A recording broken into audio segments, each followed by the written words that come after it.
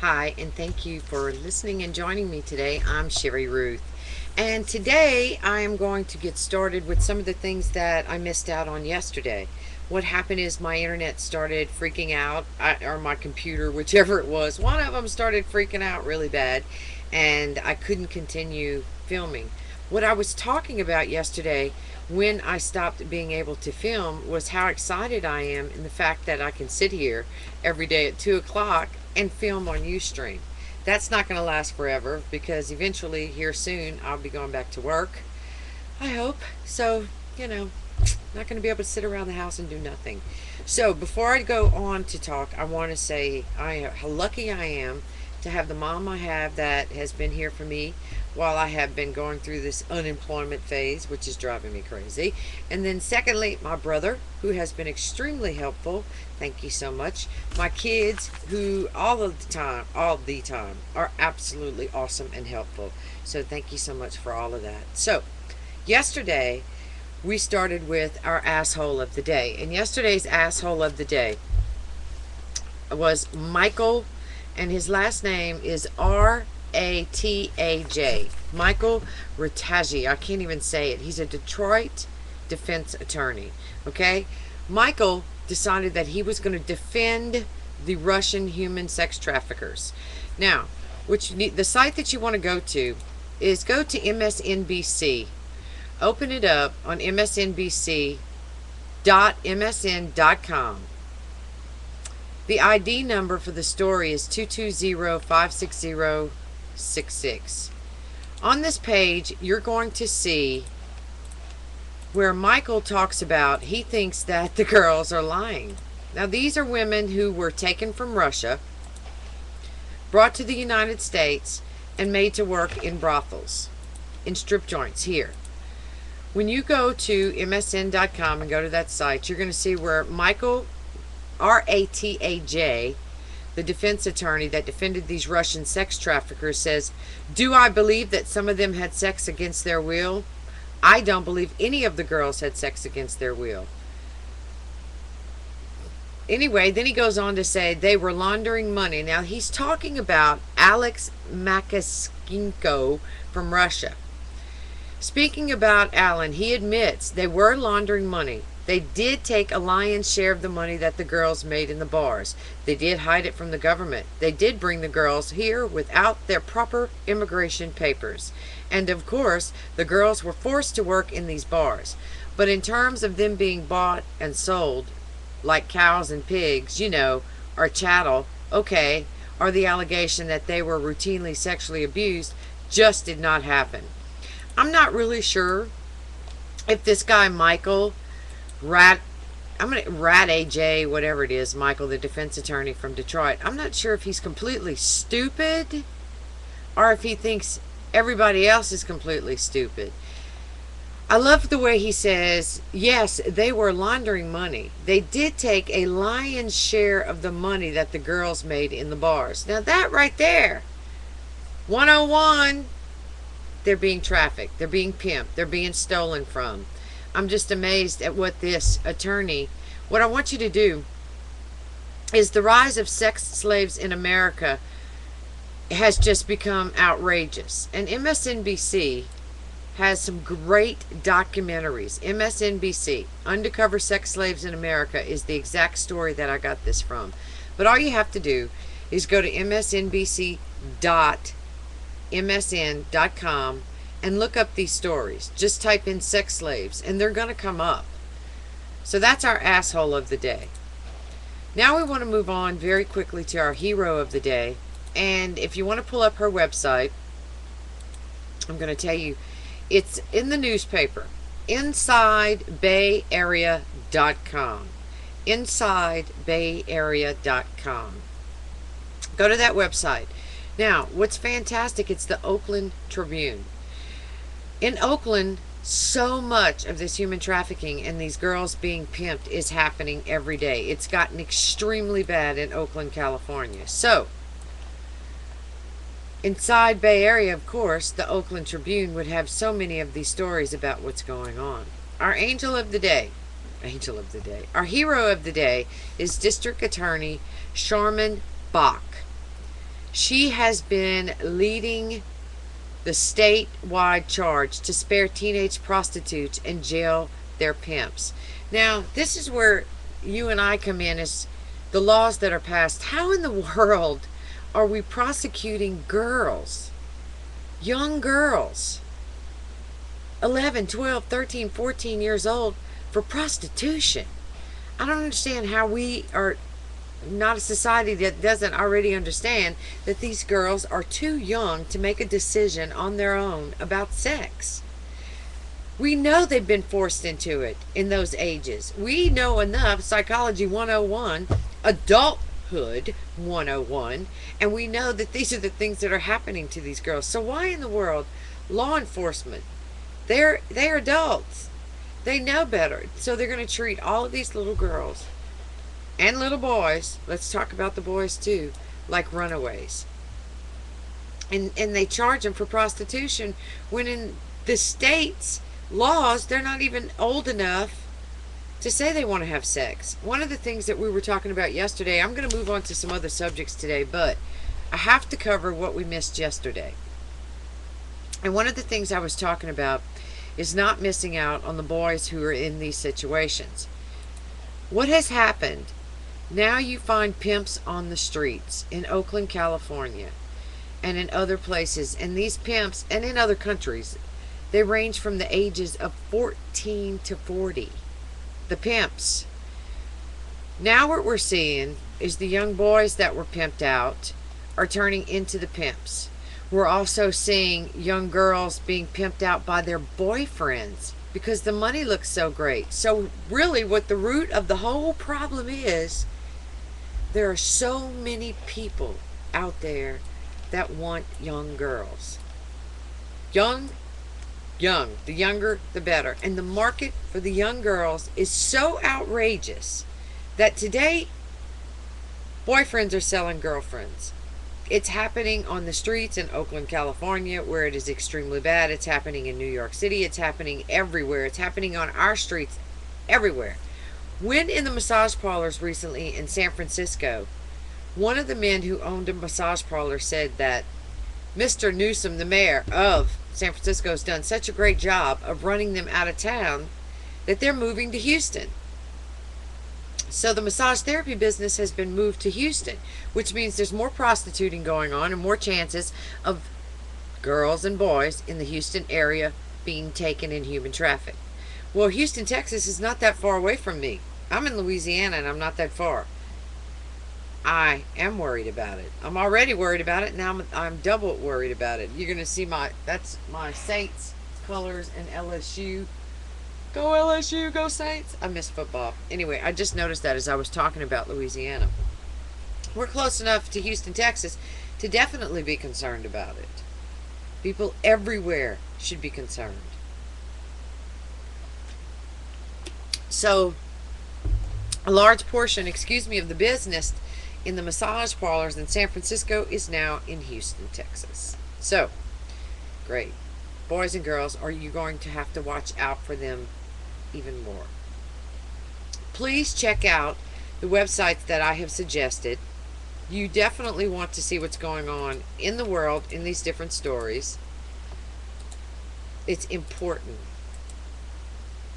I am going to update all of my sites so that you can go to it and check it out.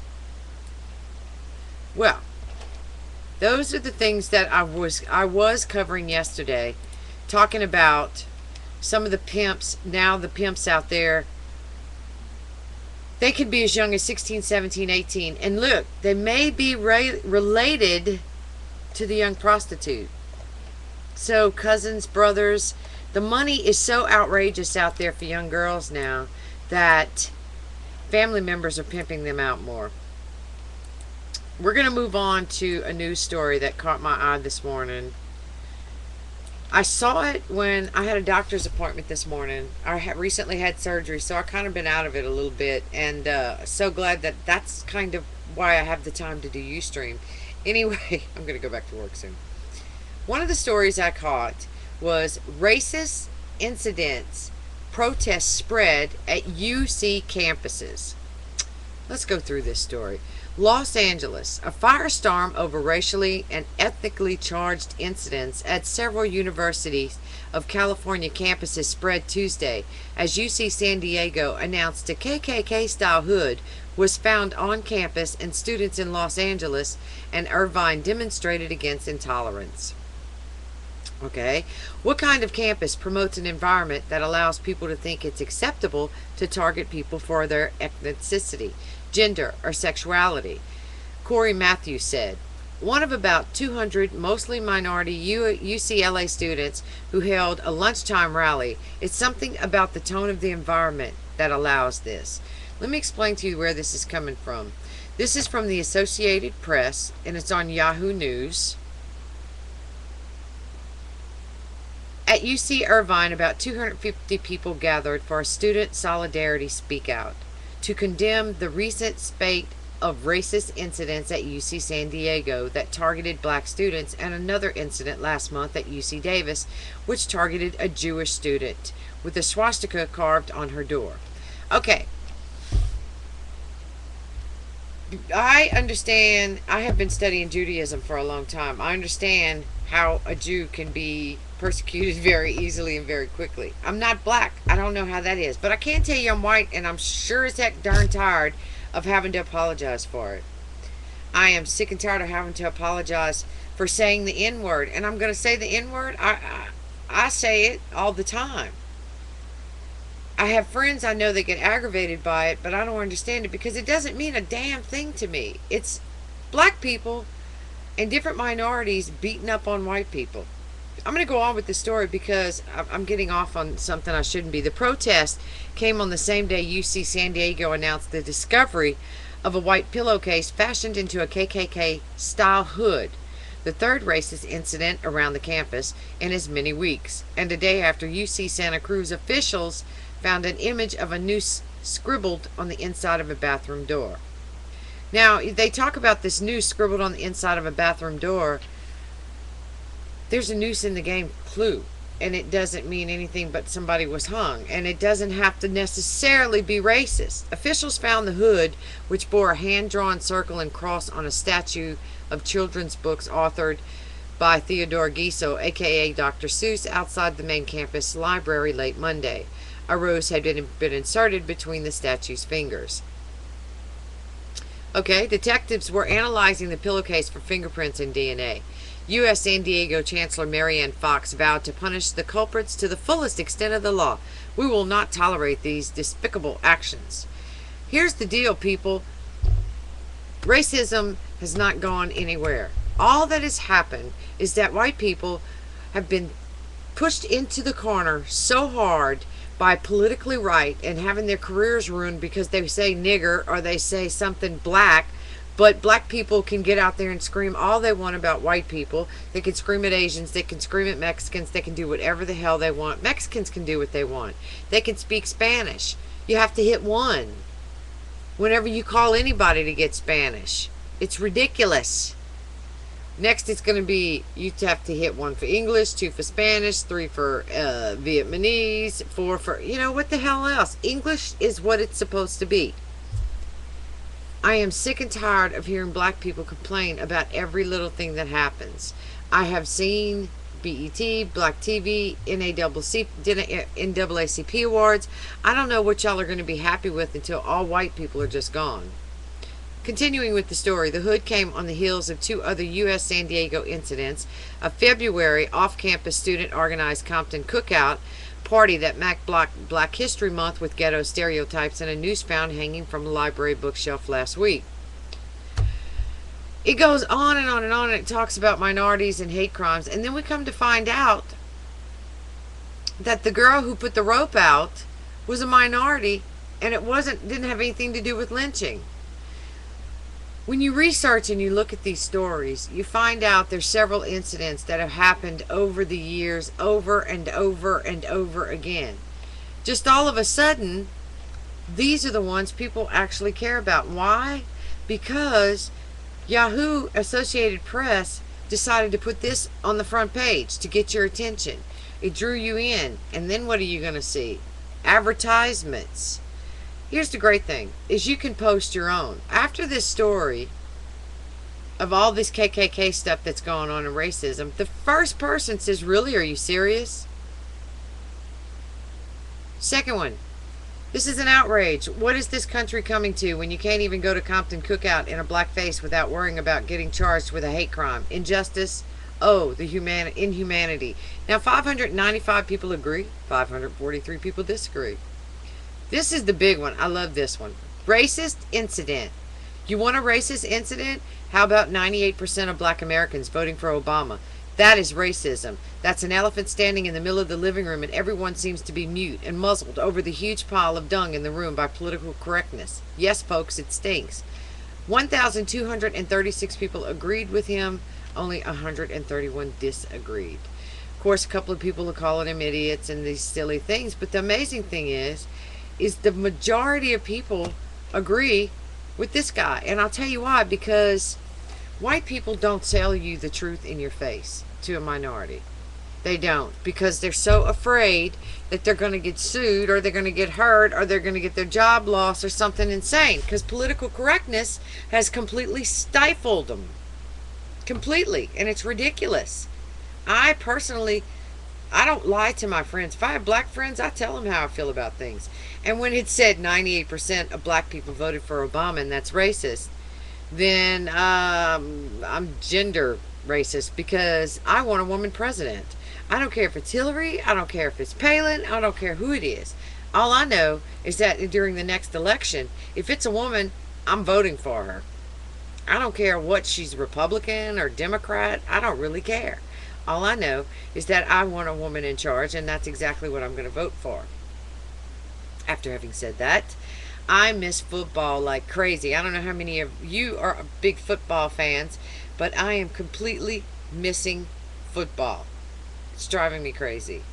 I miss it like insanity. So I go back and I watch old games or situations and anything. But I mean, like college football is what I like the most. That's my thing, college football.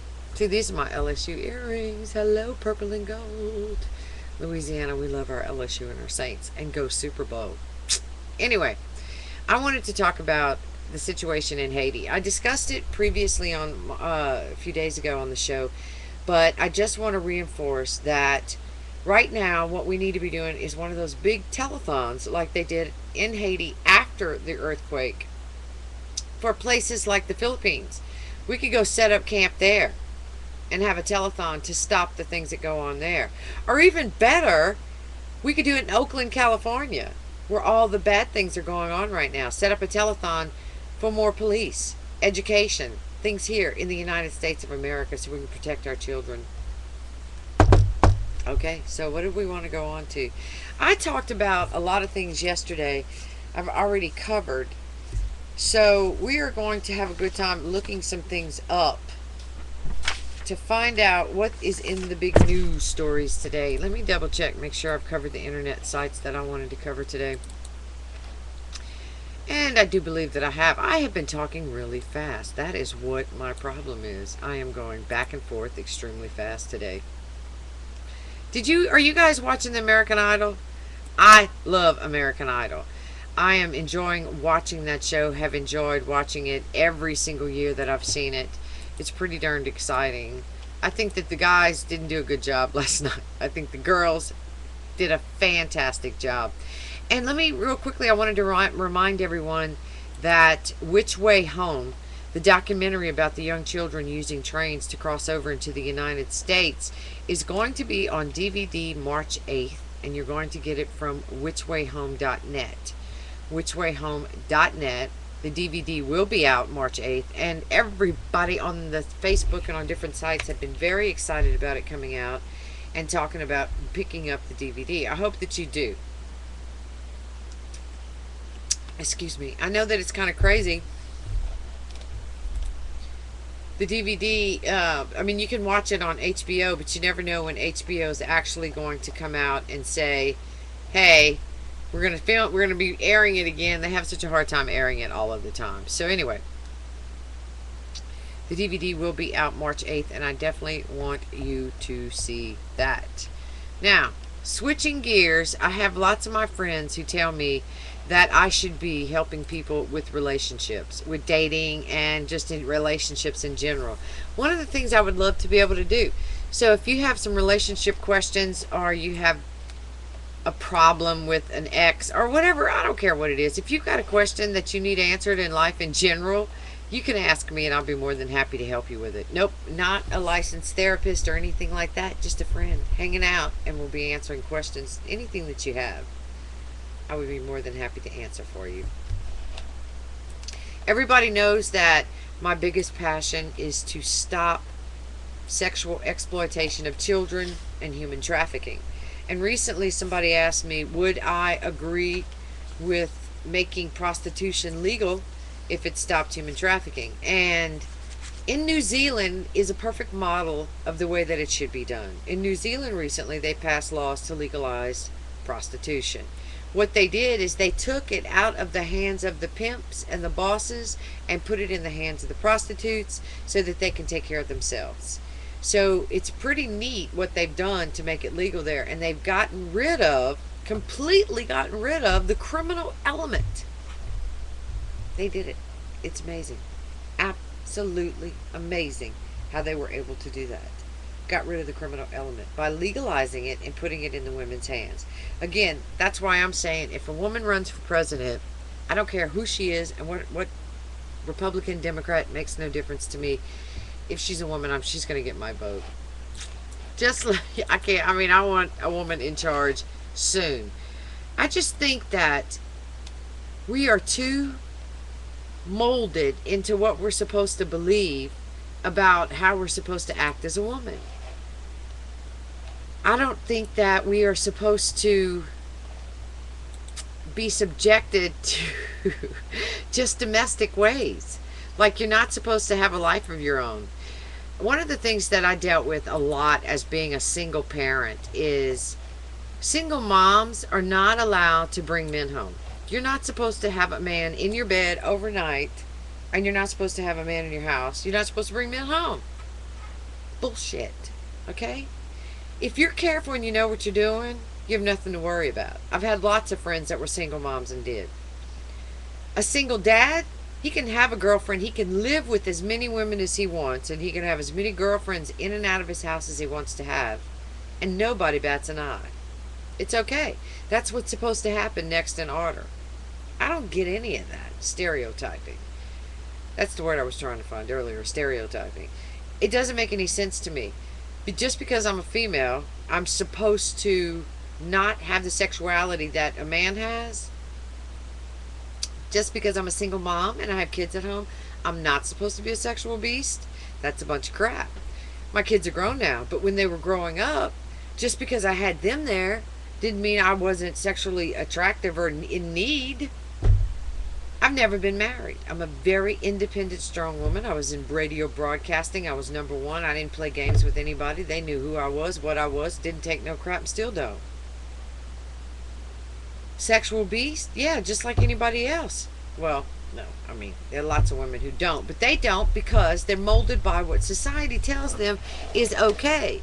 And that's insane. It's like the voices in your head. As if it's okay. Like, it shocks people to accept the fact that some women love sex, and men actually like women who like sex. So I don't understand why women want to be the virgin type. Once you get past the age of 18 years old, you should be able to have sex. And when I'm talking about having sex, I'm talking about physically and mentally capable, understanding who you are and what you are. That's where we're going to lead into eventually, hopefully, teaching boys and girls about sex, about what it means and what it does. But what I want them to learn is how they feel instinctively, personally, on their own about sex. Because so much of it is controlled by hormones. I've lived the life myself. I know. I'm one of those people who kind of overproduced testosterone more than I did estrogen. I have 2 beautiful kids and a whole 9 yards, but I was definitely all kinds of crazy hormones mixed up going on inside of me. Which I guess is probably part of what has made me that powerful, and that attitude, like people always tell me, you have an attitude of a man. You treat men like men treat women. So it's kind of funny to me to have that attitude, and then to learn eventually about hormones and how much they affected my life for so many years, which is pretty wild. To wait to 46 years old to figure out how hormones affected me personally. But what I'm able to do is look at other people and understand how their hormones are mixing them up. So we need to, when people are talking about how they like or dislike or their sex life, we have to let it be what is in them instinctively. Not what somebody threw a Bible on their lap and said, you can never have sex because you're a girl, you better be a virgin, blah, blah, blah, blah, blah, or a young man, or forcing our attitudes on them. It has to come from instinct, because if it doesn't come from their own instinct, then we mess them all up. And we've learned that. We're trying to say that being gay is taught, or it's something you choose. It's not. So many gay people have said over and over and over again, it is what they are. So we need to be extremely understanding at what is innate in one person, because it's not the same for everybody, and it's controlled by hormones, and everybody's hormones are completely different. You cannot have a set plan for people because they're too different. I'm going to continue talking about women's attitude. I don't understand why it's such a virgin type thing. I think that's a bunch of crap. And I'm not talking about dressing like a whore or anything that's obvious. Your actions towards men in capacity, in any capacity. Men know they have a penis, and penis is power. There's always this big joke about female genitals, about male genitals, excuse me, big balls. That people say it all the time. Man's got balls, man's got balls, you got balls, balls, balls, balls. So whenever you're talking about strength and you're picking it on genitals, it's always to the man's genitals. I think the ovaries are pretty darn powerful. They have babies, they produce some pretty awesome things, but yet everything is about the man's genital. Also, when a man is asking a woman out for a date, 9 times out of 10, it's supposed to be the man that asks the woman. So here again, the man is making the plans, and the man is who's in control.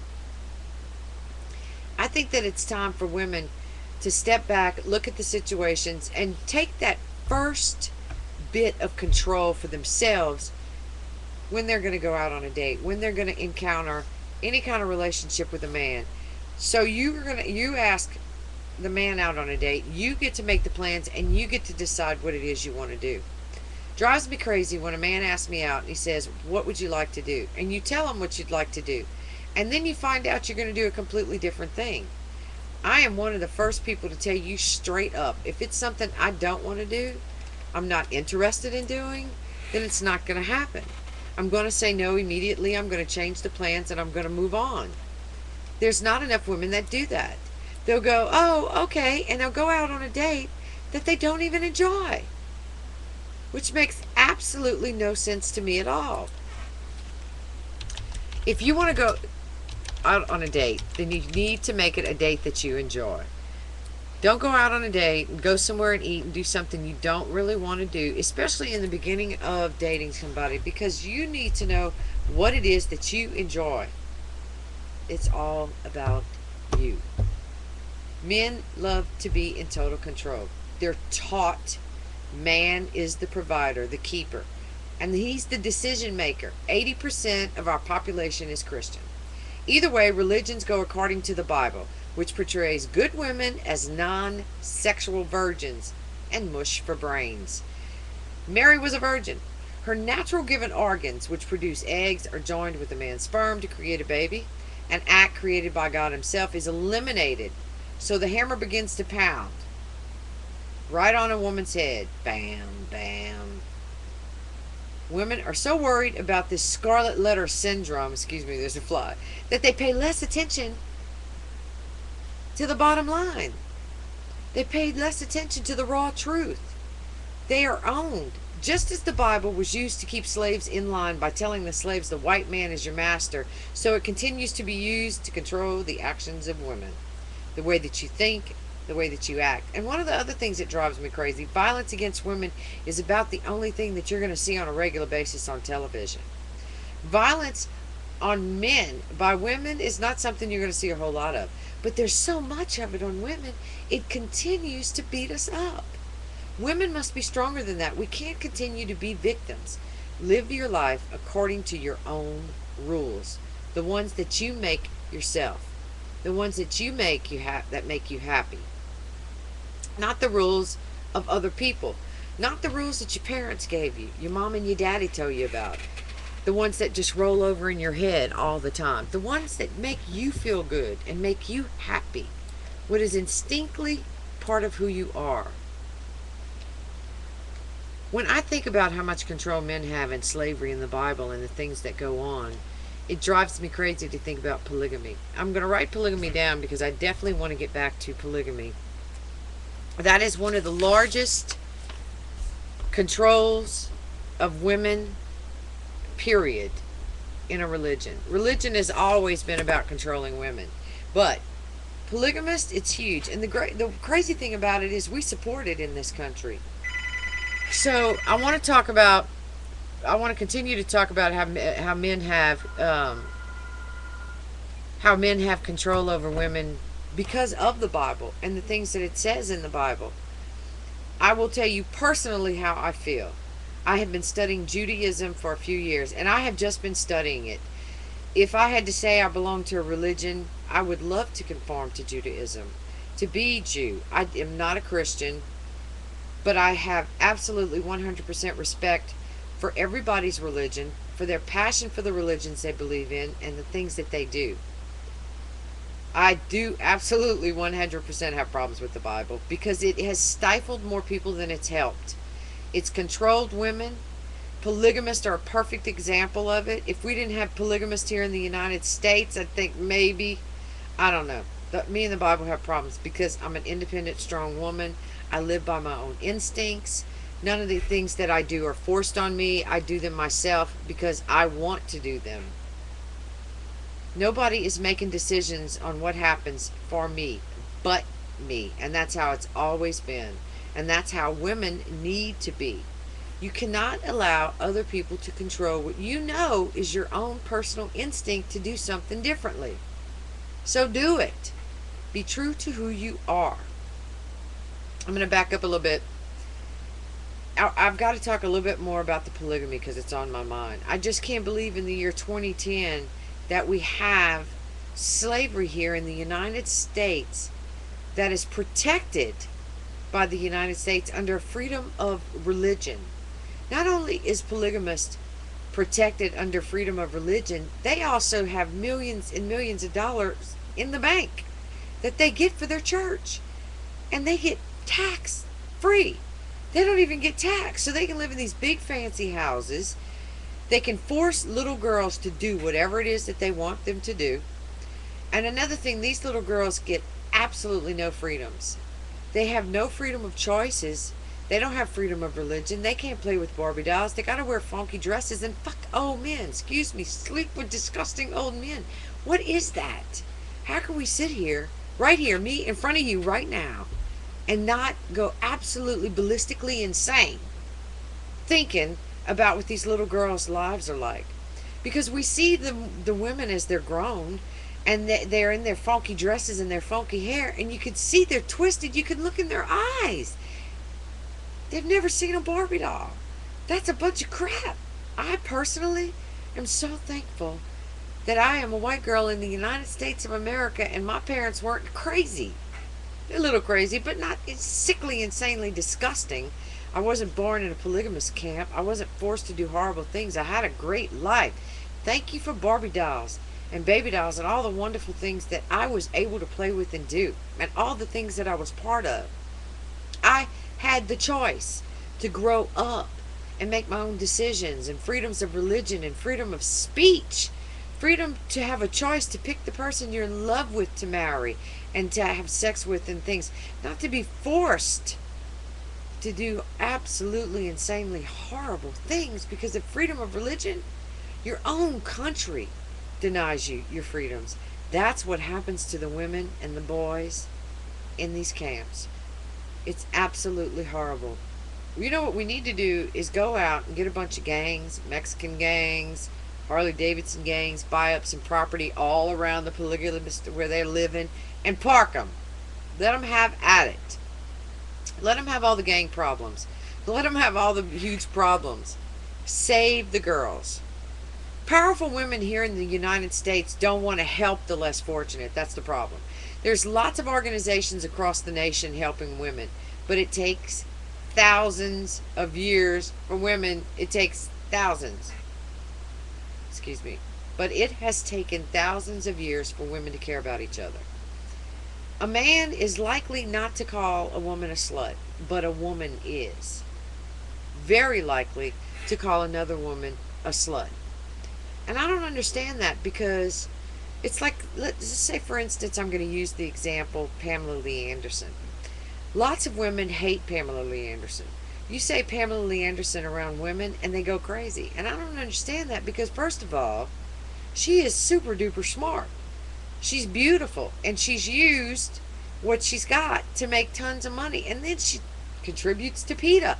Those of you women who are out there who love animals should love Pamela Lee Anderson. But 9 times out of 10, most women will put other women down.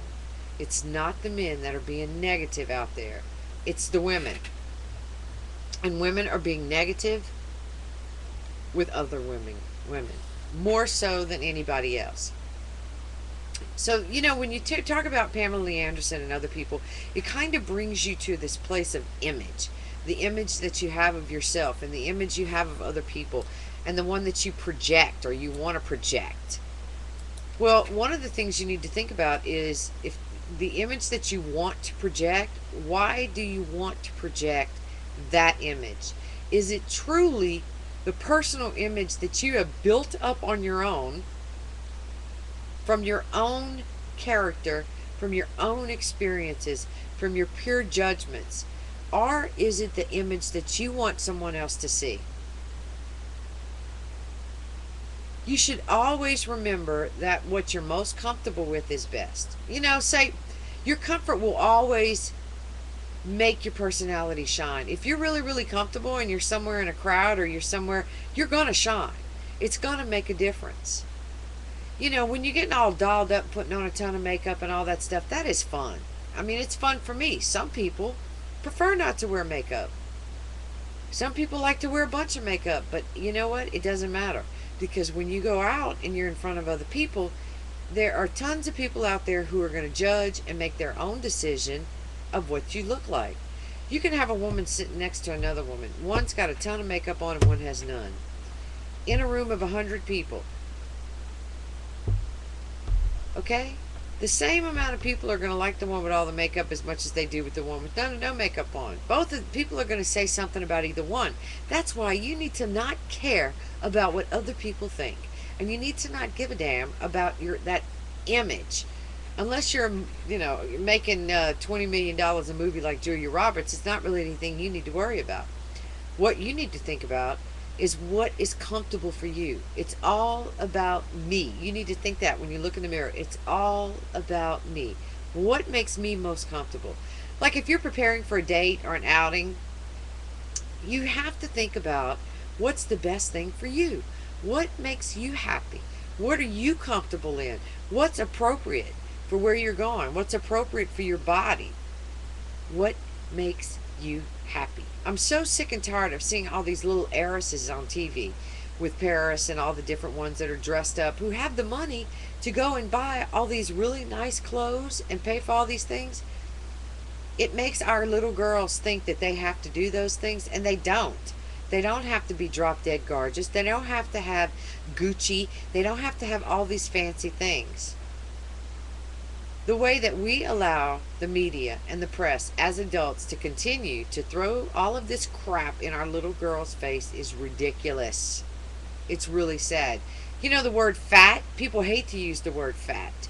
You call somebody fat, they fall apart. It's rude. It's horrible. I mean, when the normal size of a woman is a 14 and they call her fat in a 14, that's absurd to me. I've known people who get called fat in a size 10. What the hell is wrong with us? But look, how many men just jerked when we said the word fat? How many men went, oh no, I'm a size 14, I'm fat? It doesn't happen that way.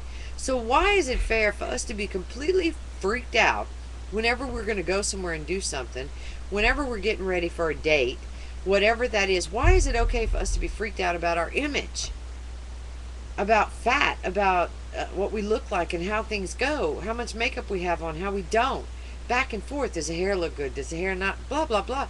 Men aren't thinking about all of that. Why does it have to be so different? Just eliminate it. Because first of all, when you figure out that when you walk out the door, it's other women that are looking at you, not men. Men don't look at women and go, look at that slut. If they do, they got a smile on their face. It's not something that bothers them. So they're going to be happy about it. It's other women that are putting the judgment on each other. And I don't know, I don't get it. When I go out, I do my best to try and make everybody feel comfortable and happy. I do my best to think twice about judging other women. Because it just gets old. Especially since I've learned to realize my image on other people. Like if I meet somebody and they look at me and I don't look at them with a smile, or I look at them with contempt, people can see judgment in your eyes. If you think they can't see it, crazy. Why do I know? Because you see it. That's why you take so long to get dressed and get ready to do things, and when you go out and when you look other people in the eye, you're thinking, what do I look like? That person doesn't think I look good. That person thinks this. And you know why you do that? Because it's called instinct. You see it. You feel it in other people. So it is vitally important as a female for you to stick to your instincts and be strong. Do your thing. Don't be afraid. And in dating, the notion that we're to be nice to others when it comes to dating is outrageous. You don't have to be nice to anybody. If there's somebody asks you want to go out and do something and you don't want to do it, you just say no. You could tell them very easily, I don't want to waste my time. Pay very close attention to how people are when they ask you out and on that first date.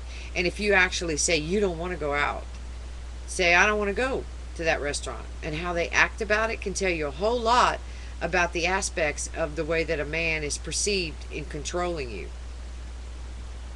The perception to follow traditional rules where the man is in control of all the aspects of arranging the date, the first impression, he brings all of that in.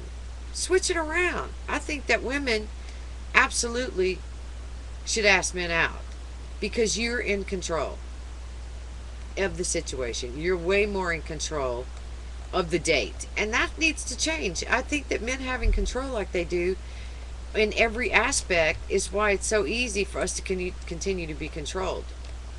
That's again why I for sure 100% would love to absolutely see a woman president.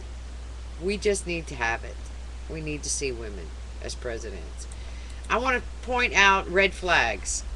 A lot of the things that I'm discussing right now and talking about in dating are going to be in my upcoming book, and I will tell you the title once the publisher lets me get all of that out. This book is going to be fantastic. If you're a woman and it's for women, it's for everybody, but mostly women because I'm a woman and I like to talk to women. And one of the things I like to discuss is red flags. Red flags. Man, we see a man and a red flag and we know it, and what do? We walk away from it. I'm one of those too. Why? Let's get into this. When you're having a conversation with a man and you know instinctively if he is telling you if he's telling you the truth or not. So it's important to have a good amount of conversation so you can figure out exactly what kind of person you're dealing with. And we all know the outlying clues: tattoos, hair, vehicles, etc. We love bad boys. They get our blood boiling. Bad boys are usually the best in bed. And that's because generally they love women and they have more experience with women and they have a whole lot of women. So that's usually why the bad boys are better in bed. Anyway, and they have that edge, and we kind of want that edge. It's crazy. Bad boys, they don't just love one, they love them all. But, you know, red flags are red flags. I'm talking about guys who are scary and crazy. The rebels. The ones that you know are not good for you. But you've got to get a little taste of them anyway. One of the general, now I'm going to say this is going to sound really bad, general populations of guys is, you know, being single and in radio. I moved a few times, and every city I moved to, it was absolutely amazing to me how easily you could get in the sack with a cop. Cops are easy. I respect the hell out of them for their job. I love them. I love dating cops. I love dating guys that are ex-military. And those are two big, huge red flags because, first of all, cops love the adrenaline rush. That's why I assume they're so easy to get in bed, is because it's that whole adrenaline rush. Me, it's the uniform. Anyway, I'm kidding. So I think it's that adrenaline rush, just like ex-military guys. They live for the adrenaline rush. They live to push the buttons. So I think that has a lot to do with the fact that's why cops are the way that they are. Excuse me. Wow. I'm sorry about that. I drink tons and tons and tons and tons of water, and I still don't get enough. Just, you know, crazy. You get 46, you have a total freaking hysterectomy. They put you on all kind of crazy pills. I'm acting and talking and running like a fool right now. That's the estrogen, which is not supposed to be a normal side effect, but it's still happening, right? I'm not supposed to be extra thirsty, but I am.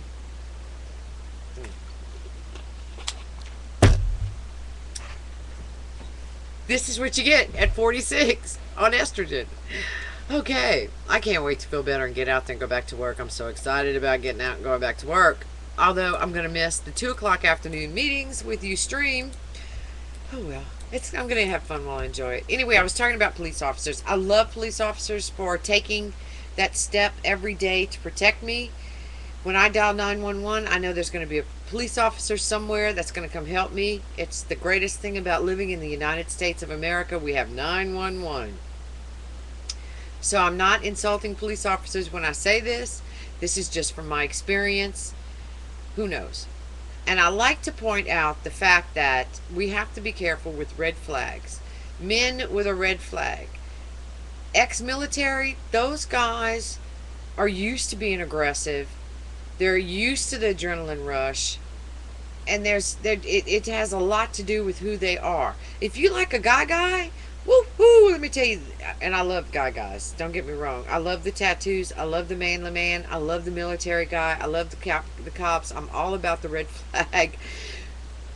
But you have to, in some way, shape, or form, have to, if you're going to live with it, like that controlling thing. I personally cannot live that way. I can't live with somebody who is that controlling because I'm too independent. I've only lived with 2 guys my whole life in very short amounts of time because I can't deal with it.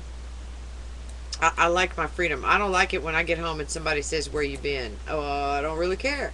You know, it's not that I bet out do anything wrong or do anything crazy. I just don't like answering questions about what I'm doing and where I've been. I am who I am. I love the independence and the freedom that I have in the United States of America, and I take full advantage of it.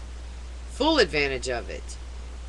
Love the fact that I'm a white woman in the United States of America. I tell everybody, people who are complaining that live in the United States of America and are white are just stupid because it is the greatest thing ever. Even black, Mexican, whoever you are, where you come from, if you're in the United States, you better frickin' be happy because, man, it is bad elsewhere. In the United States of America, it's the only place you can dial 3 little numbers and somebody's going to come help you. 911, and they don't care who you are or what you're doing. They're going to help you. You're going to be helped. That doesn't happen anywhere else. So, love the US of A. It's a big deal. I'm having a good time today, and I know with the windows open and the sunshine coming in, I still don't have a whole lot of light here, which is probably a good thing, you know, because I can kind of see the little lines under my eyes from actually just being sick. But now that I'm getting back out, I'm going to get out in the sun and check it out. Anyway, I'm Sherry Ruth, and thank you for joining me today. If you don't know who I am and this is the first time you viewed, I am home recuperating from a surgery, so I have time to play around with Ustream. So I decided to jump on Ustream every day at 2 o'clock and talk. I love it because I was in radio for 22 years and talking is my thing. I've DJ'd music and talk radio. Love talk radio. It's my thing. Anyway, we were talking about dating and men and all the different situations. You know, I wanted to say something. I wrote it down and I don't know where the heck I put it. I'm going to have to find it. But somebody asked me the other day if I believe. Okay, so I'm not going to be able to say it, am I? Hang on a second. If I believe in hell. Wonderful question. Do I believe in hell? Honestly, I have to tell you, no. I do not believe in hell.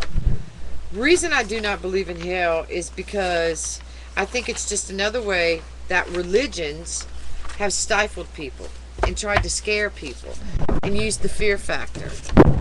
I'm going to give you my pure explanation as I wrote it down. Sorry about that. 10 different pieces of paper.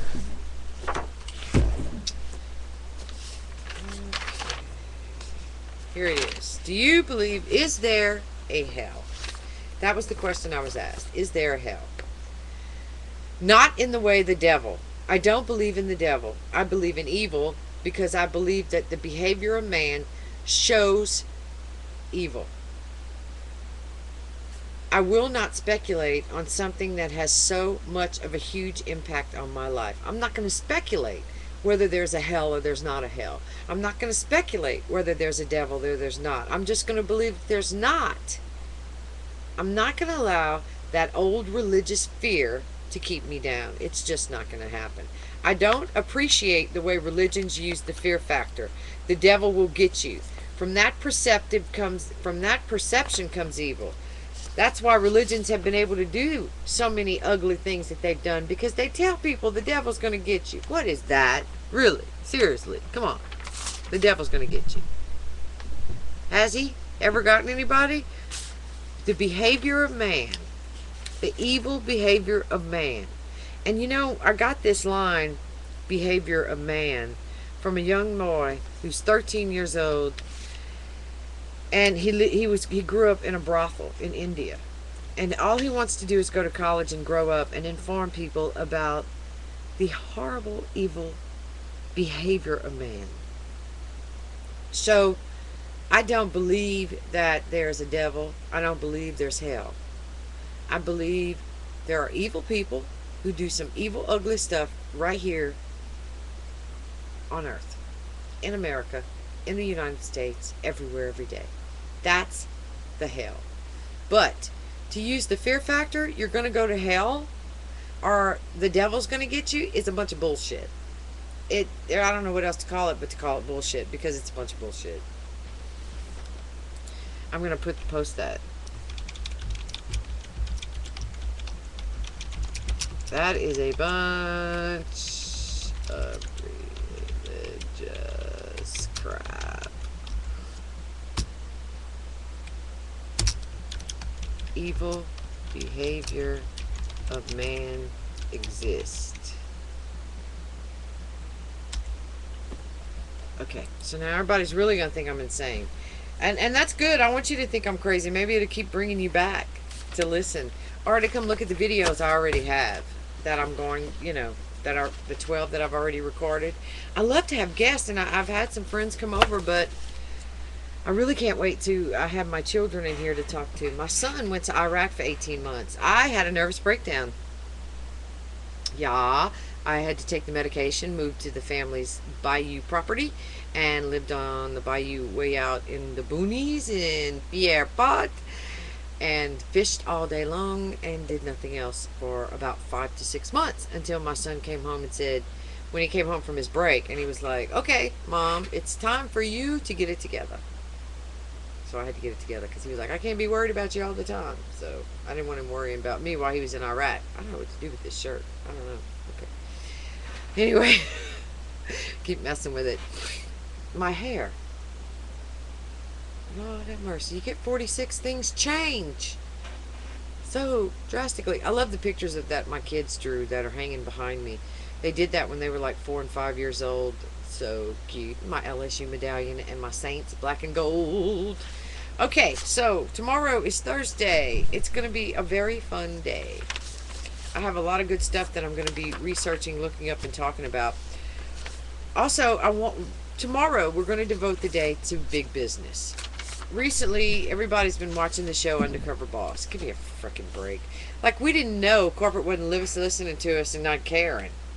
Those of us who work for corporations know they don't give a shit, and Lord knows if this is even going to make a difference because they don't care, and they haven't. So, there are some corporations out there that are doing some things that people should know about on a regular basis. There are several of them. So I have a ton of research on them and all kind of great stuff to talk about. Several very large corporations and banks. Banks doing the things that you should know about. When you have a checking account, a debit card, a credit card, bank account, any way, shape, or form, it is something that you should check every single day, all day long. Keep an eye on it. If your bank offers alerts anytime anything happens in your checking account, get it. If the bank offers identity theft, here's the problem with identity theft, and we'll go into it again in more detail tomorrow. There has to be a theft in order for it to work. Which means if somebody tries to use your Social Security number and your credit application, an alert comes up that has been opened. More than likely, it's already happened, but they don't tell you that. They tell you they're going to protect you. But in order for something like that to come up, somebody has to be using your Social Security already, and the theft has already happened, or it's already approached. I'm going to explain all of that to you again tomorrow. So that you don't get swept under by buying identity theft protection. It's a good thing, because once it happens, you're going to need representation. You're going to need people to help you get your name or to do the things that you need to do. And you can catch it pretty quickly if you have identity theft protection, whereas a monitor that tells you anytime somebody's trying to look at your credit.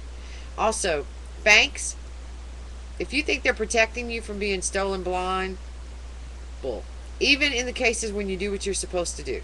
So, I'm going to talk about also mortgage companies, what happens when they want their money instantly. They could care less what they have to do to you to get their money. When you sign contracts, when you buy cars, when you sign a contract for a checking account, I don't care what it is that you're doing, stop and take the time to read every single word. If there's something you don't like, negotiate it or walk.